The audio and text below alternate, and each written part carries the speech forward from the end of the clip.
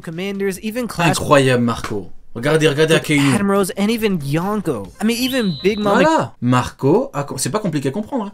Marco a combattu d'égal à égal les amiraux. C'est bizarre, hein. C'est bizarre à quel point une phrase claire, nette, précise, explicite dans un databook officiel, c'est fou de se dire à quel point ça reflète le manga. C'est très surprenant. Acknowledges how much of a On problem n'a jamais vu ça. this man was during the Onigashima raid when he first clashed with her. And I will admit it was La différence, c'est que juste après, elle a prépare le coup.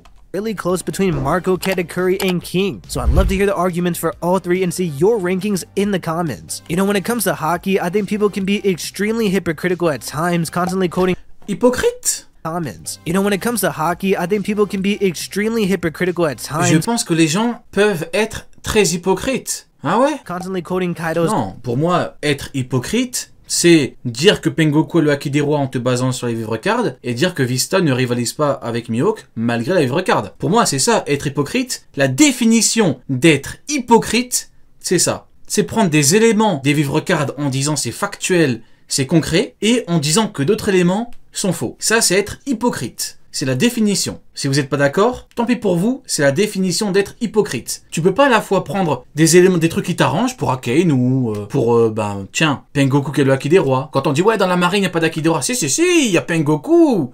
Il y a Pengoku, il a le Haki des rois de Roger. Ah ouais, elle vient d'où l'info?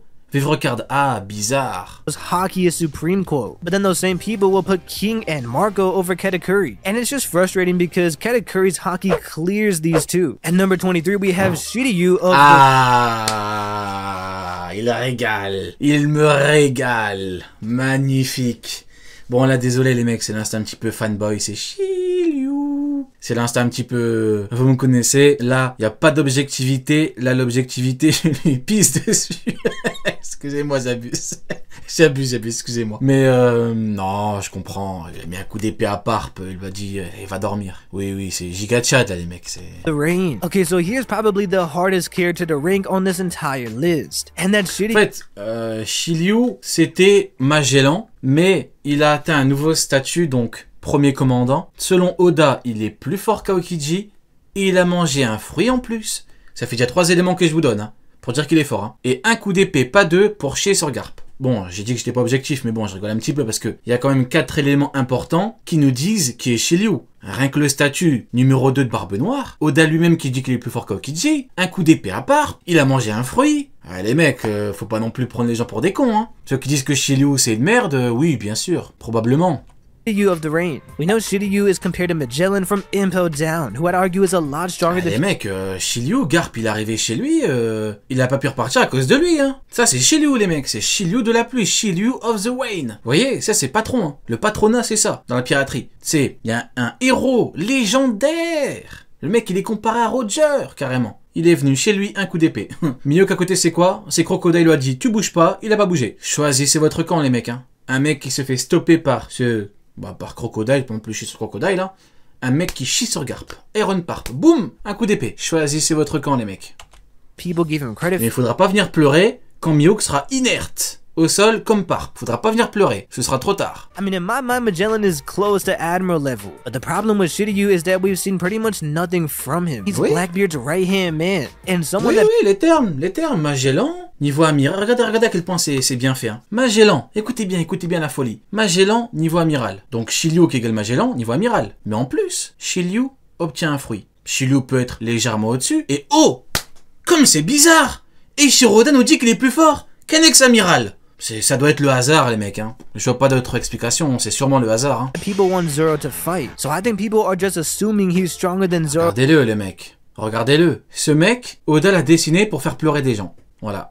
In this time. But this Ah, right rendez-vous quand même compte. Après j'arrête, après j'avance, parce que je vais pas non plus perdre 50 ans sur lui, mais Iron Parp, il vient de se faire planter, il vient de comprendre qu'il ne va sûrement pas pouvoir repartir, il envoie un coup à Shiryu, vous voyez, c'est le coup où tu te dis je vais peut-être mourir et tout, ou je dois le tabasser, hein. Il lui envoie le coup, Shiryu il fait quoi? Il retire son épée et il rigole.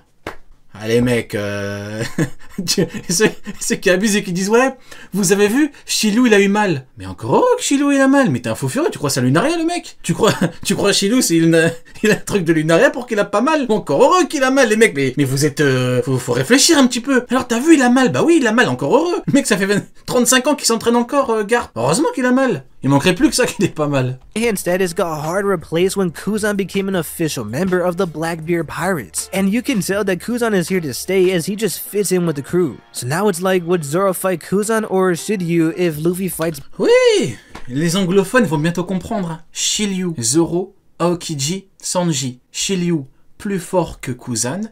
Zoro, plus fort que Sanji les mecs. Tout est là, j'invente rien. On va me dire quoi? On va me dire que Zoro va combattre Kuzan et que Shiryu va combattre Sanji. Qu'est-ce que c'est que ça, les mecs? Qu'est-ce que c'est que cette merde encore? Non! Épée, glace, feu. Tout est là. Blackbeard one day, and his Devil Fruit isn't all that great for combat, especially because if you can use observation hockey at a high level, you could easily sense his presence still. But he does wave around a badass sword, and he does have the reputation for being an extremely brutal man, so maybe when we see more from him, I'll Par pitié. move him higher. At number 22, we have Eustace Kid.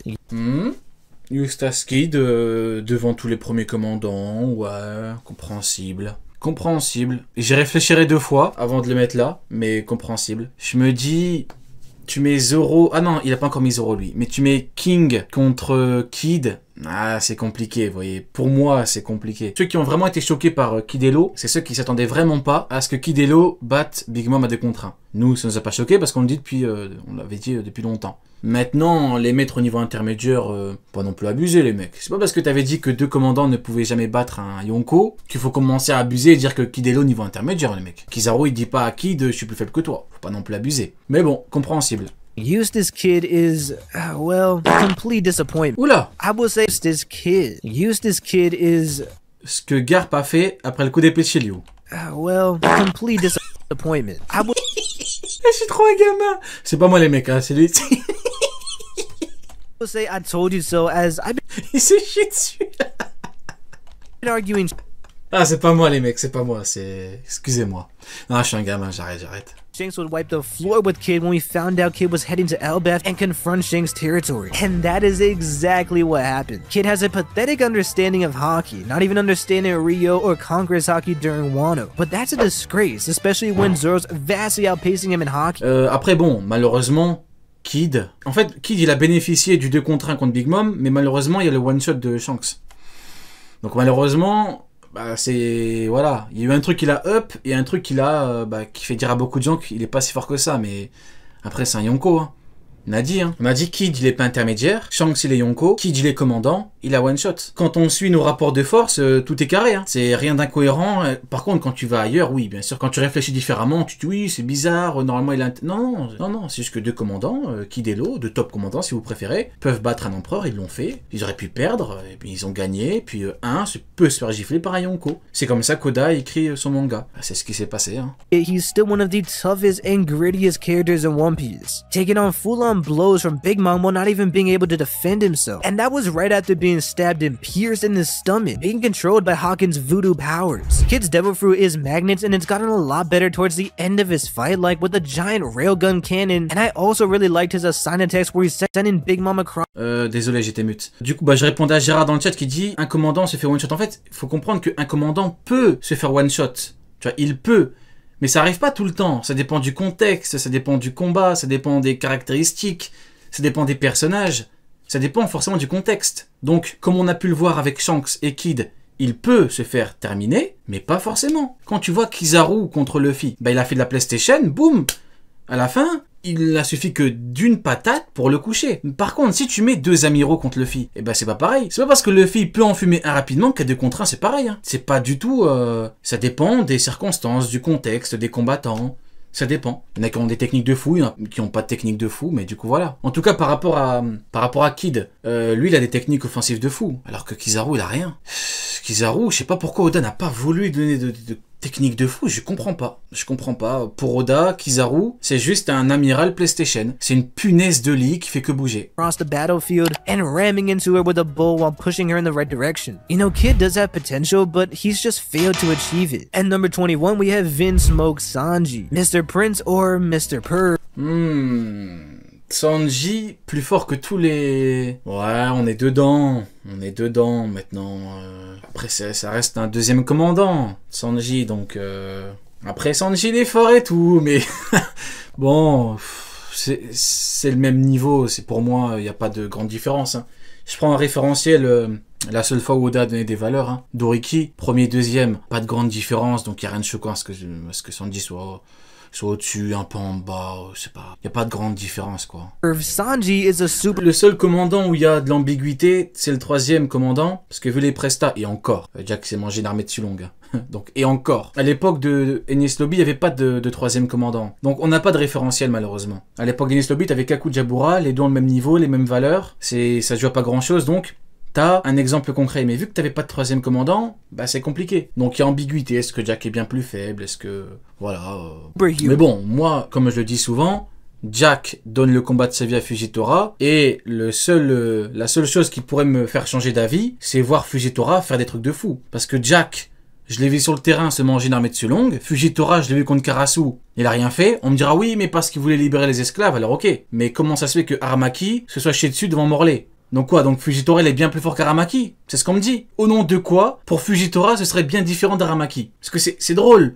On me dit que Fujitora peut no-diff Jack. Ah ouais, il peut le no-diff. Ah ouais. Et comment ça se fait que Aramaki il a pas no-diff Morley? Ouais, comment ça se fait? Ah ouais, il peut no-diff, ouais, bien sûr. Les amiraux, ils peuvent no-diff des commandants que dans les rêves des gens. C'est que dans les rêves des gens. Dans la réalité, ils font rien du tout. Dans la réalité, ils se chient dessus en permanence. Voilà, moi j'ai vu Jack battre une armée de Sulong, qu'on me mette Fujitora dans un gros combat. Voilà, qu'on me mette des techniques de Fujitora, parce que c'est pas que ces météorites de merde que Doflamingo, qui est plus faible que Jack, gifle en 2 secondes. C'est pas que des météorites qu'il va tabasser Jack. Hein. Ça n'existe pas. Il y a que des fous qui vont vous dire que Fujitora peut chier sur Jack avec ses météorites. Hein.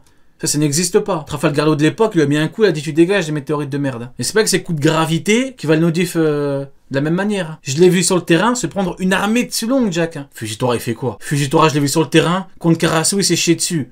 Un peu de sérieux. En plus, il a paniqué quand Karasu a dit « J'envoie des météorites! J'envoie des météorites !» Même Aramaki lui a chié dessus, il a dit « Écoute, comment ça météorite? Tu peux pas le battre normalement. Tu peux pas le battre normalement. Toi, le niveau Kaido, tu peux pas le battre. Il faut que tu détruises tout. » Ils sont nuls, c'est tout les mecs. Ils sont nuls, point.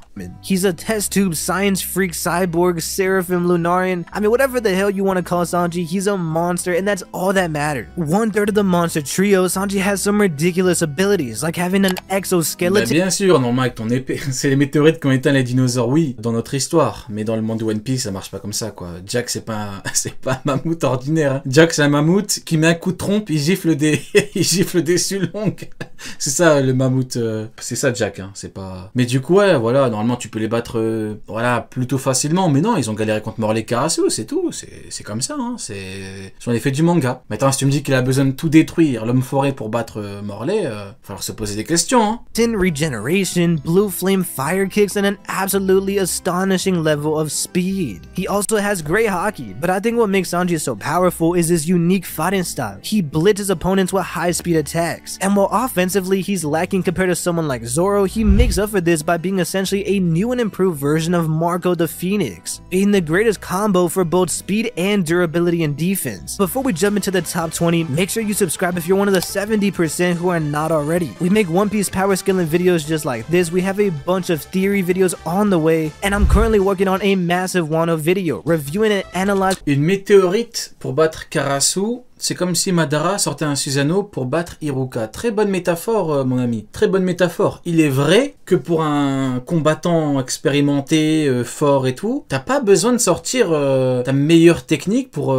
Voilà, tu mets Kaido. Il a besoin de faire son Shoryuken pour battre Morley. Mais il lui met un coup de Kanabo, on n'en parle plus. Il lui met un coup de Kanabo, c'est fini. Enfin, c'est quand même lunaire. Je comprends pourquoi Akainu l'a dit pas d'excuses. Hein. Akainu l'ont dit, ils peuvent pas tout détruire. Il a pété un plomb, Akainu. Il a dit, mais vous êtes con, quoi. T'as besoin de tout détruire pour battre un géant jupe. Et dégage de là avant que je te tue, toi aussi. Akainu, il a raison. Faut savoir dire quand les persos, même merdiques, ont raison. Là, il avait raison. Et qu'est-ce que c'est que ça? T'as besoin de tout détruire pour battre Morley? Un géant jupe. Sérieux les mecs? in the entire arc. So hit that bell like Luffy and Skypiea so you never miss an upload. Bon, par contre, on va avancer parce que sinon on va jamais terminer. At number 20, we have Mad Monk Uroge. Oh, c'est bon, au moment où je dis on va avancer, mais on peut pas avancer. Non mais c'est une blague. Non mais tu te fous de notre gueule, gros. U-Rouge au-dessus de Sanji, Kid. Donc il y a deux U-Rouge, il bat de Big Mom là. Tu mets U-Rouge, il bat de Big Mom.